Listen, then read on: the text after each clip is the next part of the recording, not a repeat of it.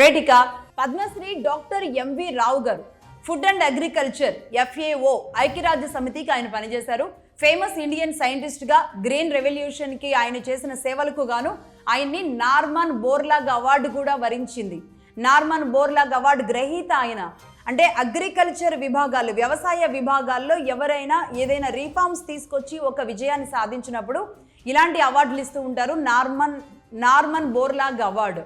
అలాగే ఆయనకి ఇటు భారత ప్రభుత్వం పద్మశ్రీ ఇచ్చి గౌరవించుకుంటే అక్కడ ఐక్యరాజ్య సమితి ఆ స్థాయిలో, ఇంటర్నేషనల్ స్థాయిలో నార్మన్ బోర్లాగ్ అవార్డు లాంటిది కూడా ఆయన్ని వరించడం జరిగింది. అలాగే ఈయన గురించి ఇంకో విషయం కూడా చెప్పాలి. 1998-99 సంవత్సరాల్లో ఏపీకి కొంత ఐక్యరాజ్య సమితి నుంచి కూడా అగ్రికల్చర్ కోసం చంద్రబాబు నాయుడు గారు రిక్వెస్ట్ చేయడం వల్ల ఆయన కొంత బడ్జెట్ కూడా ఇప్పించారు. కొన్నేళ్ల పాటు చంద్రబాబు నాయుడు గారు అధికారంలో ఉన్న సమయంలో ఆయన పర్టికులర్ గా, అంటే చంద్రబాబు నాయుడు గారి పని కూడా అదే కదా, ఎవరెవరు ఎక్కడెక్కడున్నారు మన వాళ్ళు, వాళ్ళతో రాష్ట్రానికి ఏం పెట్టించాలి, ఈ పనుల్లో కొంచెం ఉండే చంద్రబాబు నాయుడు గారు ఈయన్ని కూడా పట్టుకున్నారు. ఆఖరికి చంద్రబాబు నాయుడు గారు ఆనాడు అలా అందవేసిన చెయ్యి, ఎవరైనా ఏదైనా చెప్పగానే దాన్ని వదిలిపెట్టేవాళ్ళు కాదు. వీళ్ళ వల్ల ఉపయోగం ఉంటుంది, రాష్ట్రానికి ఏం చేయొచ్చు అంటే చేసేవాడు.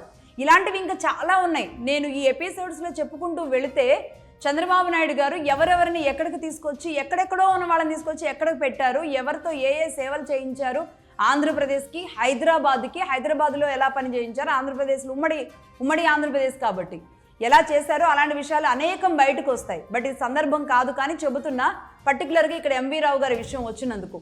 అలాగే ఎంవి రావు గారిని అక్కడితో వదిలిపెట్టలేదు చంద్రబాబు నాయుడు గారు.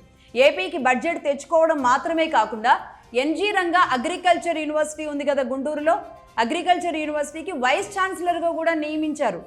ఏదైనా రీఫార్మ్స్ చేయమని ఆయన్ని తీసుకొచ్చి ఇక్కడ అంత గౌరవప్రదమైన స్థానాన్ని ఇచ్చి ఆయన ఇక్కడ కూర్చోబెట్టారు. అలాగే ఎంవి రావు గారిని ఫాదర్ ఆఫ్ వీట్ రెవల్యూషన్ అని కూడా అంటారు. ఎందుకు అంటే ఫాదర్ ఆఫ్ వీట్ రెవల్యూషన్ ఎందుకు వచ్చింది అంటే గోధుమ పంట ఉత్పత్తిని పెంచడానికి ఆయన తీసుకొచ్చిన రీఫార్మ్స్ ఏవైతే ఉన్నాయో అవి విపరీతంగా ఉపయోగపడ్డాయి అన్నమాట.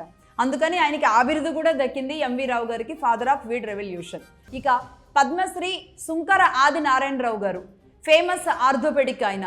అంటే లెగ్స్ టెండెన్సీ, చిన్నపిల్లల్లో పుట్టినప్పుడు కాళ్ళు నిలబడకుండా అంటే టోస్ మీదే నడుస్తూ ఉంటారు పిల్లలు కొంతమంది. అలాంటి ప్రాబ్లం ఉన్న వాళ్ళకి ఆ లెగ్స్ టెండెన్సీ రిలీజ్ చేసే ఆపరేషన్లు ఏవైతే ఉంటాయో ఆ ఆపరేషన్స్ అన్నీ కూడా ఆయన ఫ్రీ ఆపరేషన్స్ చేస్తూ ఉండేవాళ్ళు. అది చేసినందుకు గాను ఆయనకి పద్మశ్రీ దక్కింది. నిజంగా గ్రేట్ కదా.